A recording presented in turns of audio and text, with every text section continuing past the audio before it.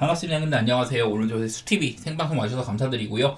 생방송 시청하신 형님들은 추천이나 즐겨찾기 한 번씩 눌러주시면 감사하겠습니다. 이따 유튜브로 오시게 될 분들도 구독이나 좋아요 한 번씩 부탁드릴게요. 자, 그리고 제가 이제 지금 하는 건 이제 생방송, 저녁 생방송이고, 제가 이제 아침에는 오전 7시부터 수TV에서 라이브로 그날 이제 결장자라든지, 그리고 결장자들이 생기면은 걔네들이 얼마나 수치적으로 영향력이 있는지 이런 것들 좀 밝혀드리고 있거든요. 그래서 아침에 좀 변경되는 기준점이나 선수 결장에 따른 이런 변화들을 체크하시길 바라시는 분들은 수TV 찾아오셔가지고 679 스포츠 검색하시고 아침 생방송도 7시부터 하니까 와주시면 감사하겠습니다. 첫 경기 올랜도 대 미네소타 경기인데요. 지금 올랜도에 벤케로가 퀘셔너블이 불이 들어와 있어요. 복귀를 할 수도 있다고 합니다. 근데 과연 이 경기에 뛸지 안 뛸지는 아직 미정이기는 해요. 그래도 상태가 나아지고 있다고 하는데, 만약에 오늘 복귀를 하더라도 뭐 길게 뛰지는 않을 것 같긴 합니다. 워낙에 지금 올랜도가 공격에서의 재능들이 많이 빠져있기 때문에. 그래도 벤케로 정도 선수가 오면은 확실히 공격이 괜찮아질 수는 있어요. 지금은 진짜 주사위형 플레이어인, 특히 5나 6도 잘 안 뜨는 코렌서니를 바라보고 있고 이런 상황인데, 확실히 벤케로가 뛴다고 하면은 괜찮아질 수가 있겠죠.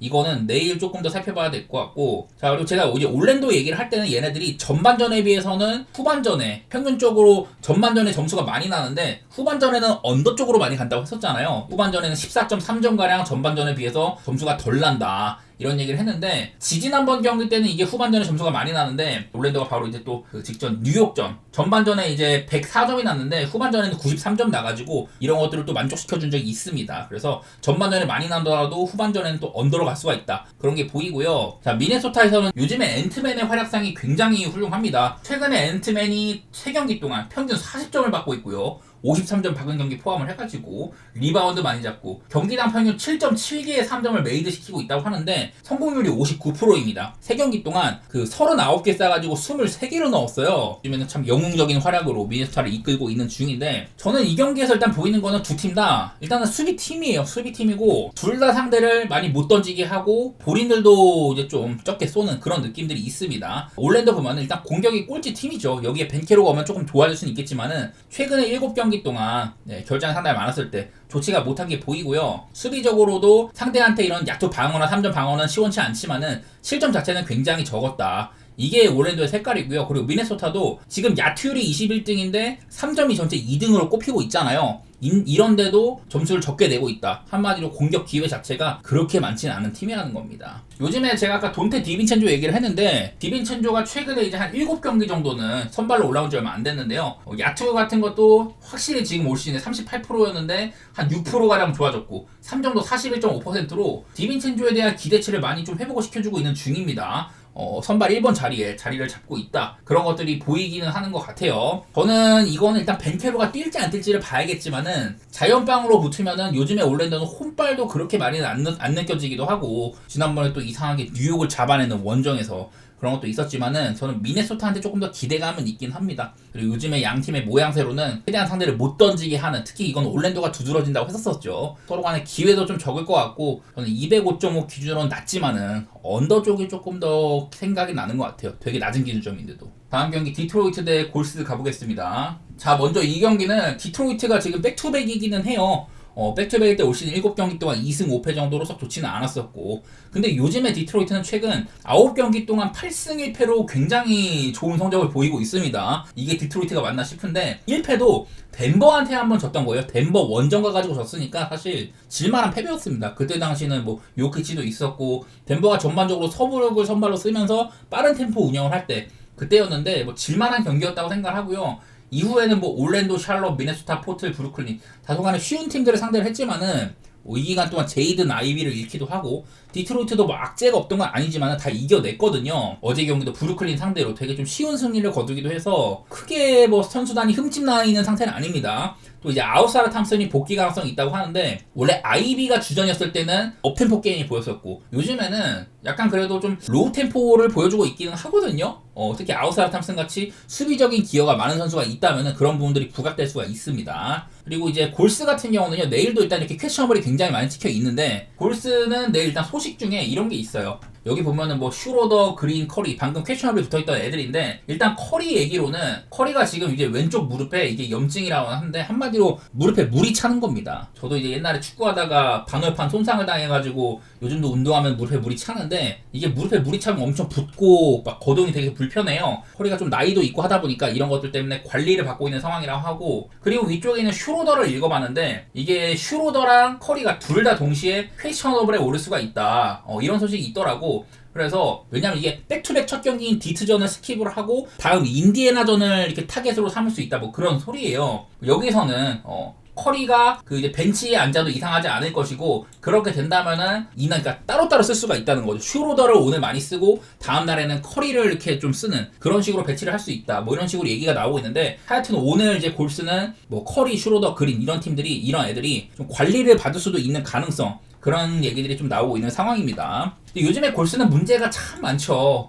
솔직히 말해서 지난번에 이제 그 뭐 멤피스 잡을 때나 필라델피아 잡을 때 그때는 3점 슛이 전부 50% 이상으로 터졌는데 백투백 세크 많았을 때 그리고 2차 연장 백투백을 치른 마이애미 이런 애들을 상대로도 골스의 3점이 엄청 안 터졌고 두 경기 모두 100점을 못 넘겼습니다. 다 이제 가비지 패배를 당했었고요. 이러다 보니까 골스는 되게 못해. 지금 이거보다 못할 수가 있나 싶을 정도로 엄청 못하고 있고 커리가 터진다고 해도 수비 때문에 또 공경에 처하기도 하고요. 3점이 좀 터지는 거 아니면은 나는 기대감이 되게 낮다고 생각을 하거든요. 거기다가 지금 이제 또 쿠민가가 없잖아요. 이 쿠민가가 없어가지고 생기는 문제가 뭐냐면은 여기 보이는 거 레이업과 자유투 슈팅 부분에서 이걸로 해서 점수를 얻는 게 리그 최하라고 합니다. 독보적인 꼴찌예요. 레이업과 자유투 모두 다 림 근처에서 일어나는 플레이가 상당히 많은데 뭐 물론 위긴스가 있긴 해. 근데 쿠민가가 아무래도 이 역할은 좀 제격이거든요. 림 어택을 해줄 수 있는 자원들 이런 애들이 없는 상황에서는 골스는 여기에 처박힐 수밖에 없다는 소리입니다. 쿠민가가 빠진 점이 골스의 이런 안 좋은 부분들을 더 가중시킬 수가 있다.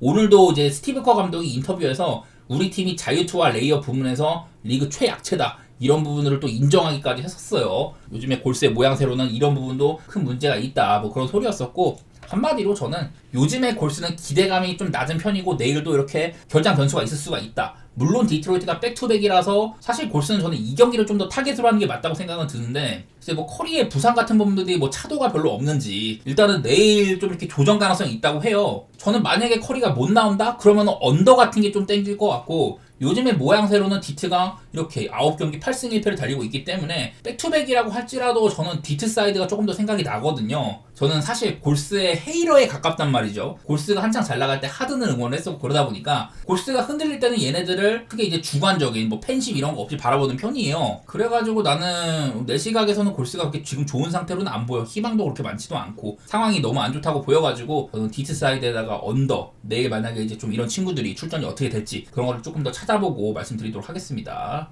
다음 경기 클리블랜드 대 토론토 경기인데요. 뭐 이거는 두말할 필요가 없습니다. 클리블랜드는 오늘 그 오클라호마랑 엄청 혈전을 펼쳤어요. 서로 간에 이제 그 리드가 30번이 서로 바뀌는 그런 경기들을 하다가 클리블랜드가 최종적으로 승리를 했습니다. 서로 간에 30승을 넘긴 팀들, 거의 뭐 NBA 우승을 바라보는 그런 팀들 간의 대결을 승리를 했는데 뭐 일단 요즘에 이래요. 제가 오늘 경기는 포함을 안 시킨 건데 클리블랜드 최근에 공격 그냥 매우 훌륭하고 시즌 전체로 봐도 지금 득점 1등은 멤피스한테 내줬지만은 야투율이나 3점 계속해서 1위를 유지를 하고 있습니다.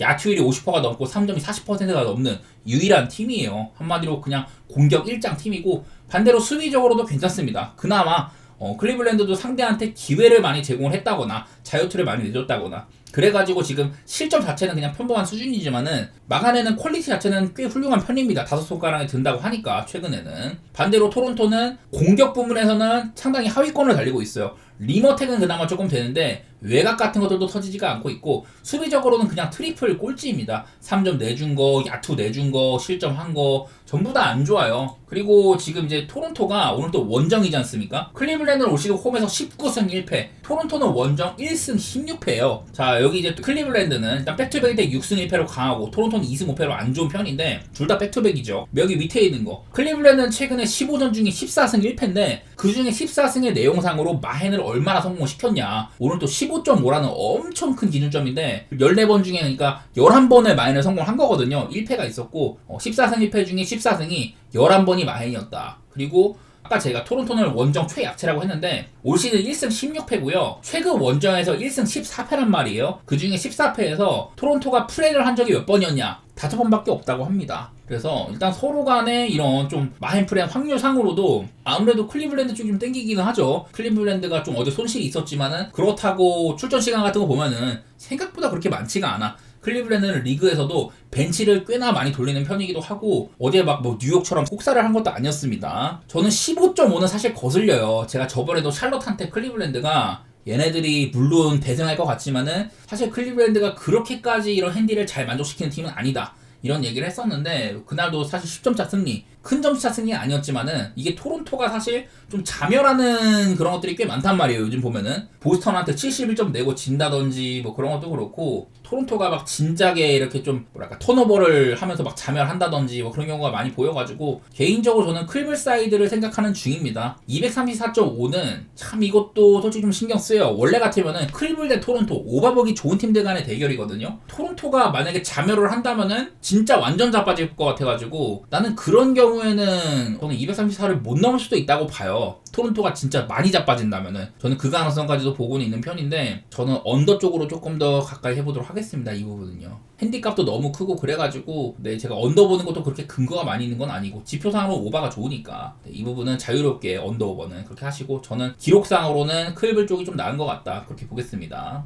다음 경기 멤피스 대 휴스턴 경기 볼게요. 지금 서부 3등과 2등 대결입니다. 자, 일단 멤피스는 내일 꽤나 복귀하는 양상이 보이긴 한 것 같아요. 모란트, 베인, 자잭주. 자잭주는 원래는 정상으로 뛰다가 퀘셔너블인 거고 모란트나 베인은 복귀하는 겁니다. 알다마도 퀘셔너블 지금 복귀 가능성이 있는 상태예요. 내일 그래서 멤피스가 이런 애들이 복귀를 한다면은 꽤나 우리가 알고 있던 그런 멤피스로 돌아올 수 있는 셈입니다. 요즘에는 좀 결장도 많고 해가지고 지는 경우가 많았습니다. 근데 일단 내일 또 기분 좋게 홈이죠. 올 시즌 홈에서는 15승 4패, 원정 9승 9패로 확실히 원정보다는 홈에서 좋아지는 부분들이 있어요. 실점이 한 9점 가까이 줄어들기도 하고 여러 가지로 멤피스는 내일 많은 애들이 돌아온다면 호재라고 할 수는 있다. 그런 생각이 납니다. 최근에는 이제 멤피스답지 않게 애들이 너무 많이 빠지다 보니까 공격 같은 부분에서 여전히 페이스는 빠르지만은 성공률이 낮아가지고 야투 감 같은 게 좋지가 않아가지고 득점도 그렇게 막 최상위권은 없지만은 여전히 페이스가 빨라서 이런 안 좋은 야투 성공률에 비해서는 득점 자체는 꽤나 뽑아냈거든요. 대신에 수비도 잘 되지가 않았다. 올 시즌 멤피스는 거의 뭐 공수 균형이 괜찮은 팀이었는데 최근에는 결장이 너무 많아가지고 이런 부분에서 문제가 있었단 말이에요.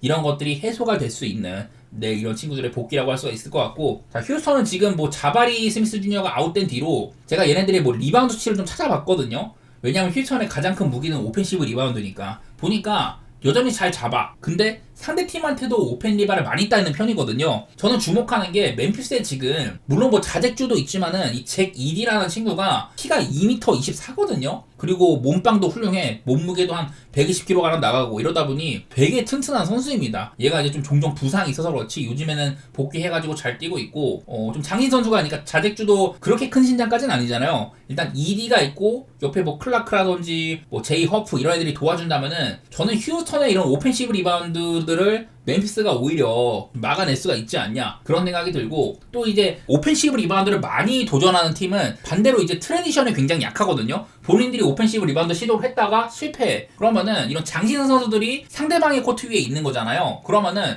멤피스 같은 팀이 잡아내서 디펜시브 리바운드를 그러면은 바로 이제 상대 코트에 장신 선수가 없는 거니까 바로 이제 트랜지션을 연결할 수 있는 거거든요. 속공 찬스를. 멤피는 뭐 리그에서도 지금 속공 득점 같은 부분이나 이런 트랜지션이 상당히 좋은 편이기도 하고 저는 이게 오히려 휴스턴한테 약점이 될 수 있다고 봐요. 멤피스도 오펜 리바 수치가 꽤 높고 휴스턴도 요즘에는 오펜을 꽤나 내주는 편이란 말이에요. 저는 내일은 과연 휴스턴의 이런 오펜시브 리바운드 장점들이 부각이 안 될 수도 있다. 그렇게까지 보는 편이에요. 그리고 휴스턴도 요즘엔 사실 좋았던 수비가 그렇게 막 좋게 지키진 않습니다. 대신에 상대를 최대한 못 던지게 해가지고 이렇게 수비는 잘 지키고 있다고 하는데 멤피스가 워낙에 빠른 팀이라서 상대 그 리그에서 상대 어느 팀보다도 많은 공격을 시도하는 팀이기 때문에 이거는 서로 간에 조금 엇갈리는 부분이 있다고 합니다만은 저는 멤피스가 이렇게 정상적으로 가동만 될 수 있으면은 휴스턴보다는 본인들의 색깔을 좀 더 내비칠 수가 있다고 보거든요. 휴스턴은 워낙에 이제 오펜 같은 거 많이 잡고 상대보다 공격을 더 해도 야투가 너무 안 좋아가지고 지금 못하고 있는데, 그나마 요즘에 좀 희망적인 거는 벤블릿은 못하고 있는데 제일런 그린이 그나마 조금 회복세거든요. 이 친구 뭐 늘 야투리나 3점이나 전부 다 휴스턴급의 팀에서 미래의 에이스 자원으로 이렇게 평가받기엔 모자란 부분이 있는데, 그나마 요즘에 3경기 동안엔 이렇습니다. 야투가 47.8%, 3점이 42.5%로 거의 뭐 30점을 받고 있고요. 이 기간 동안 턴오버도 굉장히 적은 편이고, 그냥 다른 거보다 이렇게 자유투를 그 3점을 잘 꽂고 있다는 거, 이게 제일 들어오는 것 같아요. 요즘에 제일런 그린은 나름대로 괜찮은 폼에 있고, 이런 부분들이 그나마 휴스턴 입장에서 희망적이다, 뭐 그런 건데, 저는 뭐 이 경기는 일단 멤피스의 색깔로 조금 더 바라보고 싶습니다. 그렇다면 일단 오바 같은 것도 보고 싶고요. 사실 휴스턴의 색깔은 오바 팀은 아닌데, 이거는 멤피스의 색깔을 좀 더 살려가지고, 이것도 내일 뭐 모란트가 못 뛰고 이러면은 바뀔 수는 있지만은, 저는 멤피스는 늘 말하지만 얘네가 요즘에 안 좋을 때도 어느 정도 기본빵은 해왔다. 워낙에 벤치 출전 시간을 많이 가져가는 팀이고, 주전에서 한두 명이 거덜나도 벤치에서 메워주는 팀이었다, 이런 얘기들을 많이 했잖아요. 그런 부분을 살려서 저는 멤피스 사이드에다가 오바 이렇게 보도록 하겠습니다. 자, 다음 경기 댈러스 대 포틀랜드 경기인데, 지난번에 댈러스가 홈에서 그 레이커스를 상대를 했을 때 그때도 6.5를 받았거든요. 그때는 이제 댈러스가 프렌이었었고 아마 레이커스가 마힌이었는데, 자, 오늘 상대는 포틀랜드입니다. 포틀랜드가 그리고 백투백이기 때문에 오히려 댈러스가 마힌을 받았단 말이에요. 글쎄, 요즘에 포틀랜드가 사실 못하진 않거든요. 최근에는 뭐 사이먼스나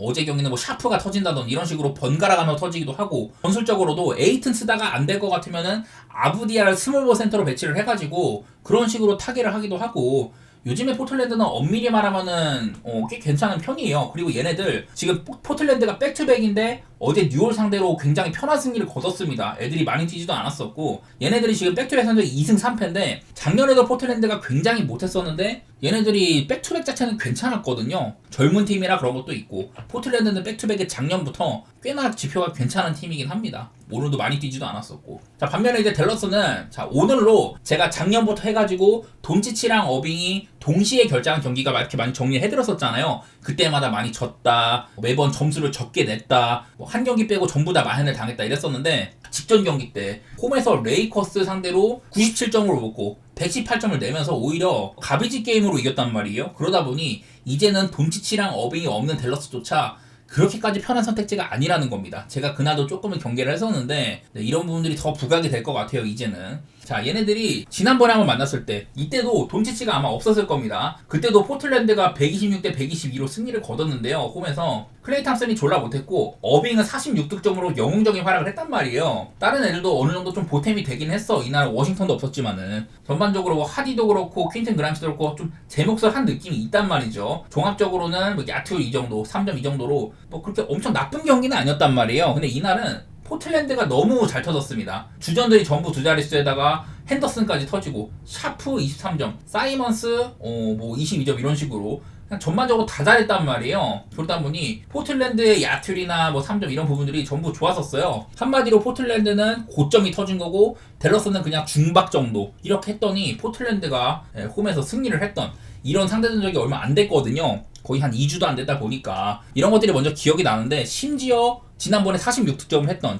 그 어빙이 없는 상황이란 말이죠. 그러다 보니 사실 직전 경기 때 댈러스가 되게 좋은 경기를 한 건 맞아. 레이커스라는 그런 빡센 팀을 상대로 그날 이제 뭐 탐슨이 중요한 순간에 연속 3 꼽아가지고 모멘텀을 확실히 가지고 오고, 나지마 샬이나 워싱턴한테 수비가 워낙에 좋은데다가 그날은 디니디에다가 하디까지 전부 제 몫을 했단 말이에요. 개인적으로 나는 지난번 경기 때 댈러스는 평소보다는 확실히 3점 같은 것도 잘 터진 편이고 수비 같은 것들도 괜찮았던 것 같기는 해요. 그래서 그때 당시에 레이커스가 사실 좀 못하기도 했고, 오늘 상대하는 포틀랜드도 아무리 잘 쳐줘도 얘네들이 레이커스보다 사실 위에 두긴 좀 어렵다고 보이긴 하거든요. 글쎄, 근데 나는 내일 뭐 포틀랜드가 얼마나 잘할지는 모르겠지만은 나는 직전 경기 댈러스는 확실히 3점은 너무 잘 쳐줬다고 보기는 해. 뭐 물론 포틀랜드도 수비가 좋은 건 아닙니다만은 요즘에 이런 본인들은 야투는 괜찮게 넣고 이런 야투 방어는 안 되는 이런 것들이 있어서 좀 주고받을 가능성도 있기는 해요. 하지만 저는 어쨌든 직전 경기 댈러스는 3점이 너무 잘 터졌고, 얘네 둘이 돈빙이 동반 결장할 때 10경기 동안 평균적으로 100점 7점이었다. 이것도 직전 경기 때 118점을 내가지고 많이 좋아진 거거든요. 그전에는 90점대였다가. 저는 포틀랜드가 원정에서는 16.3점가량 언더로 간다는 부분이라든지, 댈러스는 어쨌든 얘네 둘이 없을 때 점수를 굉장히 못 낸 편이다. 공격력이 확실히 많이 떨어진다. 이런 것들 조명을 해가지고 저는 219.5면 언더를 생각해보고 싶습니다. 지난번이랑은 좀 다르게 그때는 워싱턴도 없었고 좀 이제 어빙이 터진 경기여가지고 점수가 많이 났다고 생각을 하고 저는 언더 색깔을 조금 더 띄고 싶고요. 저는 요즘에 포틀랜드 그렇게 나쁘게는 안 봐서 6.5면은 프렌도 한번 도전해보고 싶기는 하네요. 이거는 저는 지난번에 댈러스 경기가 분명히 제가 레이커스를 깐 입장에서 이 새끼들 왜 이렇게 잘하지 막 이런 생각을 했는데 그런 경기들을 연속적으로 하긴 좀 어렵다고 보는 입장이긴 합니다. 다음 경기 유타 대 마이애미 경기입니다. 자, 얘네들도 얼마 전에 붙은 적이 있었습니다. 그때는 아마 마이애미가 홈이었고 유타가 원정이었는데 그때 이랬었거든요. 자, 마이애미가 홈이었었는데 100대 136으로 유타한테 36.4 대패를 당했습니다. 이날. 그래서 이날이 아마 버틀러가 징계를 받기 시작한 지 첫 경기였을 거예요. 한마디로 마이애미의 경기 분위기가 정말 안 좋았을 때거든요. 아데바요 야투 6개 중에 빵개, 히로 12개 중에 4개 넣었고요. 3점을 하나도 못 넣었습니다. 로지어도 5개 중에 빵개 이런 식으로 전반적으로 마이애미 야투는 썩었습니다. 그나마 요즘에 제가 좀 밀고 있는 니콜라 요비치만 좀 사람다운 활약을 해주고 나머지는 다 못했단 말이에요. 벤치에서도 덩컨 로비스만 조금 해주고 이랬었는데 마이애미는 일단 이랬습니다. 얘네들의 게임 플랜상으로 일단은 야투를 너무 시도를 못했고 3점 같은 것도 되게 안 들어갔어요. 지금 보면은 마이애미 야투 시도가 80회이잖아. 80회. 그리고 지금 자유투는 30번을 시도를 했어요. 유타가 이날 오펜시브 리바운드를 16개를 걷어냈고 지금 100번 정도로 마이애미보다 야투 시도가 20번이 더 많았단 말이에요. 이거는 보통 상대방 마이애미가 이 야투 시도로 여겨지지 않는 자유투를 많이 시도하는 경우에는 그게 좀 상쇄가 되는 면이 있는데 그런 부분에서 조금 상쇄가 되긴 했지만은 분명히 기회 자체는 공격 기회 자체는 유타가 많았고 심지어 유타는 그 많은 공격 기회들을 좋은 야투로 잘 써먹었다. 그런 날이거든요. 전반적으로 그냥 유타가 마이애미보다 훨씬 더 좋은 게임을 했다는 소리입니다. 이날 특히 물론 이제 주전들도 나쁘진 않았어. 근데 뭐 주전 출전 시간이 짧기도 하고 워낙 좀 가비지로 일찍 갔다 보니까 주전 출전 시간이 짧기도 하고 벤치에서 이렇게 센사브 같은 애들이 커리어 하이 게임을 했거든요. 3점슛 11개 중에 7개 넣고 34득점 기록을 하고 이러다 보니까 그냥 유타 입장에서는 고점이 터진 거고 마이애미는 그냥 졸라게 못한 겁니다. 마이애미는 홈에서 진짜 유의미한 그런 좀 패배를 당했었고 마이애미가 사실 좀 언더오버적으로 예측이 좀 힘들긴 해요. 버틀러가 없을 때 득점이 빠져가지고 다소간에 좀 이렇게 언더로 갈 수가 있다 이런 것도 얘기도 했었었고 요즘에 하케스 같은 애들 참 소포머 징크스 크게 엮고 있고 로지어도 시원치 않고요. 그나마 히로랑 요비치 이런 애들 바라보고 있는데 근데 마이애미가 좀 언더오버는 오락가락하는 편이거든요. 반대로 유타는 얘는 일단 오버보기에 좋은 팀들이고 222.5는 그래도 오버보기에 좋은 기준점이라고 생각은 됩니다. 유타의 공격력을 조금 높이 사고 싶어요. 마카넨이 유타에서는 에이스다운 면모를 보여주기도 하고 애틀랜타에서 제일런 존슨이 없을 때 유타가 제가 그때 오바라든지 프렌을 보겠다 그렇게 주장을 했는데 그때도 뭐 둘 다 성공을 했었습니다. 그래서 유타는 사실 화력전에서는 밀리지 않는다고 봐요. 저는 5.5 정도로는 프렌에다가 오바 보고 있는데 거슬리는 거라면은 마이애미가 너무 여태 저점 거기에 가깝다는 거. 지난번에 골스 상대로 세크라멘토랑 2차 연장 가가지고 백투백 하고도 뭐 잡고 그러긴 했지만은 저는 마이애미가 그렇게 썩 좋은 상태로 보이진 않기는 해요. 그래서 얼마나 점수를 좀 내줄까 혹시나 너무 못 내면 어떡하나 그런 생각도 나는데 222.5는 그래도 좀 낮은 기준점이라고 보이고 저는 요즘 상태의 유타라면은 5.5 정도의 프레는 만족할 만도 하다 그렇게 보고 있는 편입니다. 자 다음 경기 피닉스 대 애틀랜타 경기인데 저는 이것도 조금 프렌 시각으로 보고 있어요. 물론 내일도 애틀랜타에서 제일런 존슨이 빠진다는 건 있습니다. 근데 대신에 피닉스가 요즘에 너무 좀 팀적으로 흔들리고 있죠. 지난번 경기 때는 이제 브래들리 빌을 벤치로 보내는 그런 선택을 했는데 브래들리 빌이 첫 번째로 벤치 간 경기는 잘했습니다. 25득점인가 하고 벤치 지휘를 잘했었죠. 근데 그 다음 경기는 브래들리 빌은 아주 그냥 실패를 했고 직전 경기는 부커가 터진 경기였었잖아요. 부커가 아마 36득점인가 그렇게 했는데 샬럿한테까지 패배를 했단 말이에요. 듀란트는 요즘에 뭐 체력 소모 탓인지 존재감이 조금 떨어져 보이기도 하고 그냥 피닉스의 지금 에너지가 너무나도 부족한 상황입니다. 그날 이제 샬럿한테 오펜을 20개를 따였는데 그런 경기는 이기기가 힘들죠. 상대가 워낙에 더 많은 공격 기회를 가져가니까. 근데 지금 일단 애틀랜타는 우리가 알고 있는 거는 오펜시브 리바운드를 상당히 잘 따는 팀이다. 그런 시각은 있습니다. 그리고 에너지상으로는 절대 피닉스한테 밀릴 리가 없죠. 훌륭한 윙자원들이 많다 보니까. 그나마 요즘에 애틀랜타는 트레이 형이 다소간에 좀 체력 문제를 겪고 있다든지 늘 아킬레스 부상을 달고 있고 제일런 존슨은 오늘도 또 결장이거든요. 그래서 이런 핵심 선수들이 컨디션 문제로 약간은 애틀랜타가 궤도에서 벗어나 있는데 따지고 보면 최근에 그 8경기 동안 5승 3패거든요. 근데 그 3패가 전부 덴버, 레이커스, 클리퍼스 원정이었단 말이야. 그 중에 이제 제일런 존슨이 결장한 경기도 한 2경기 정도는 되고 애틀랜타 입장에서는 뭐 질만한 경기였다고 생각은 저는 되긴 되거든요. 이런 것들 하나 보면은 자 제일런 존슨 저는 늘 애틀랜타가 트레이형에서 이제 윙 중심으로 옮겨갔고 그 윙 가운데서도 대장 역할을 한 선수가 제일런 존슨이다 이런 얘기를 했는데, 자 여기도 있는 거 제일런 존슨이 있고 없고 차이는 그나마 뭐 15점 정도에서 조금 줄기는 했어요. 14점 정도로. 존슨이 없을 때 확실히 경기력이 다운되는 게 보인다. 점수, 득점 내는 게 8점가량이 줄어들고 실점은 오히려 한 7점가량 많아진다. 이래가지고 제일런 존슨이 없을 때는 언더오버는 큰 차이가 없지만은 좀 마진상으로는 많이 마이너스가 됩니다. 그만큼 중요한 선수라는 건데, 그나마 이거를 조금 만회해줄 수 있는 게 비트 크레이치거든요. 일단 뭐 키가 203에다가 뛸 수 있고 3점도 쏠 수 있고 그런 친구예요. 작년에도 애틀랜타가 결장이 많았을 때 트레이 형이 빠진다든지 그럴 때 이 친구가 괜찮은 활약을 했던 적도 있었습니다. 올 시즌에는 사실 긴 출전 시간을 갖고 있지는 못했었어요. 시즌 야틀 같은 거만 봐도 커리어 대비 많이 떨어져 있는 것들이 보이는데, 그나마 최근에는 얘가 시간을 많이 받기 시작을 하고 나서는, 주전으로 도약을 하고 나서는 경기당 26분을 뛰면서 득점도 10점 가까이 해주고 있고요. 야투를 43%, 3점 40.7% 이런 식으로 분명히 역할이 있는 선수입니다. 저는 비트 크레이치가 뭐 제일런 존슨의 존재감을 완전히 가려줄 수는 없지만은 그래도 좀 해주고 있다고는 보긴 하거든요. 늘 이제 애틀랜타는 확실히 손질이 좋은 팀이고, 이러다 보니 내일도 저는 피닉스가 좀 곤경에 처할 가능성이 있어 보입니다. 특히나 애틀랜타처럼 활동량이 좋은 팀, 이런 팀들한테는 에너지에서 확실히 밀릴 부분들이 있을 수 있다, 그렇게 생각하는 편이고, 다만 이제 애틀 입장에서 조금 아쉬운 거라면은 얘네들의 강점 중에 하나였던 오펜시브 리바운드가 최근에는 그냥 좀 평범하다는 거거든요.